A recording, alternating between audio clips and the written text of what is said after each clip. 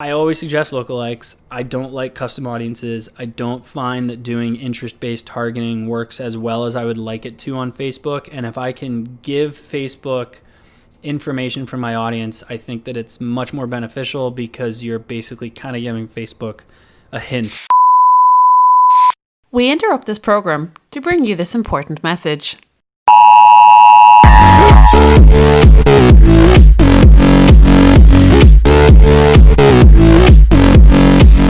Welcome to Marketing Interruption, a daily podcast powered by BlueTuskr that interrupts your day with marketing news, tips and strategies from an entrepreneur who lives and breathes marketing. Now, let the interruption begin with your host, Andrew Maff. Hello and welcome to episode number 36 of Marketing Interruption. Again, I'm your host, Andrew Maffetone, and today I'm going to be hammering through Facebook advertising audiences e-commerce sellers should be testing. It's a bit of a long title, so I had to write it down. So I've had this issue more and more recently where we'll test a bunch of different audiences, typically some 1%ers, and e-commerce sellers will start to say like, well, now what? We're out of audiences. What other platforms should we use? Well, the other platforms you should use are for a different podcast, but you can almost never run out of Facebook ad audiences. So if you don't know what I'm talking about, you're not currently running ads on Facebook, sorry, this episode may not be for you. So here's I don't even know where to start here. So, okay. So we have we're going to hammer through lookalikes. Okay. So we're going to ease into this. So I always suggest lookalikes. I don't like custom audiences. I don't find that doing interest-based targeting works as well as I would like it to on Facebook. And if I can give Facebook information from my audience, I think that it's much more beneficial because you're basically kind of giving Facebook a hint at what you're looking for.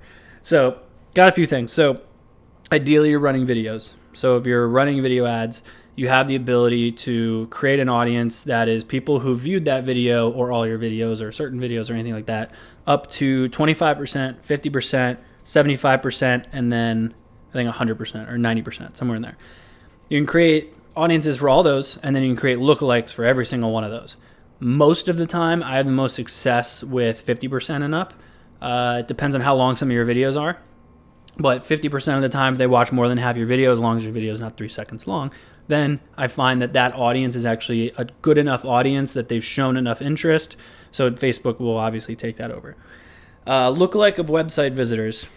Super common, super obvious. When you're creating your retargeting ads, I suggest breaking them into week timelines. May depend on your product line.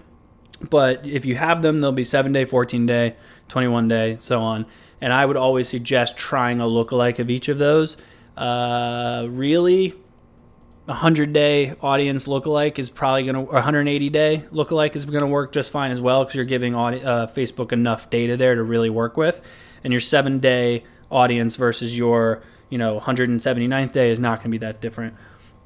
The other thing I do is I break it down by category. So if you have multiple different categories of a product line, so worked with a seller several times who does a lot of different OEM aftermarket Apple accessories, so like iPhones and watches and MacBooks and things like that, and they're all like cases. So she actually segments her audience by all people who are interested in iPhone stuff, all people who are interested in Apple Watch stuff, and you can create lookalikes of those visitors. So everyone who has looked at an Apple iPhone case within the past 180 days and make an audience of that. And then the ad that you're going to run there is obviously going to be more relevant to an iPhone because you obviously want to target iPhones there. So breaking it down by category, sometimes even by specific product, works really well also, as long as you're getting enough traffic there. And then you can also do that with blog posts. So if you have blog posts that are relevant to certain things, so if you have blog posts that are relevant to an iPhone or a watch or a computer, then you can obviously segment those audiences into those as well. So lookalikes across the board. Purchasers or converters, so people who have purchased with you recently or past 180 days is fantastic because that's literally your ideal customer. And converters could be people who signed up for a newsletter, maybe have not converted yet, but all those can obviously be someone that you want to create in an audience as well. Then engagers, so people who have engaged with your any of your Facebook ads or any of your Facebook posts. You can do the same thing with Instagram. So people have engaged with you recently. So then that way you can actually touch on people who look similar to people that are already interested in your posts. And then we have, so same thing, Facebook and Instagram ads. So yeah, so usually I'll run through all those. We'll hammer out a bunch of those. We'll test the ones that are working. We'll leave them running. We'll increase the budget. And then after a while, they're kind of like, okay, let's start new audiences. But that's just the 1%. Now you got to do 2% and then 3% and then 4%.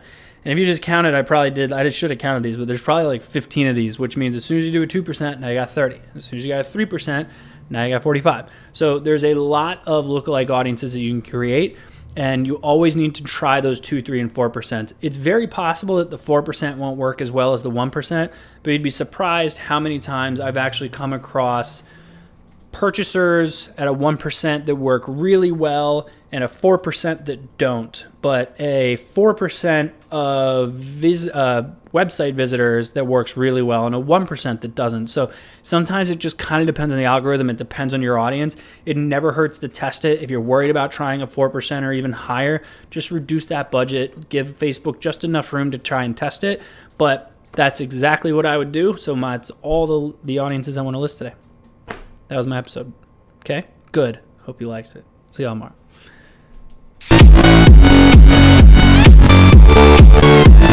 Thank you for joining us for today's Marketing Interruption. Make sure to rate, review and subscribe to the show. And don't forget to email marketinginterruption@bluetuskr.com with any marketing questions you'd like to have answered on the show. And head over to marketinginterruption.bluetuskr.com to catch up on past episodes. Until next time. We now return you to your regularly scheduled programming.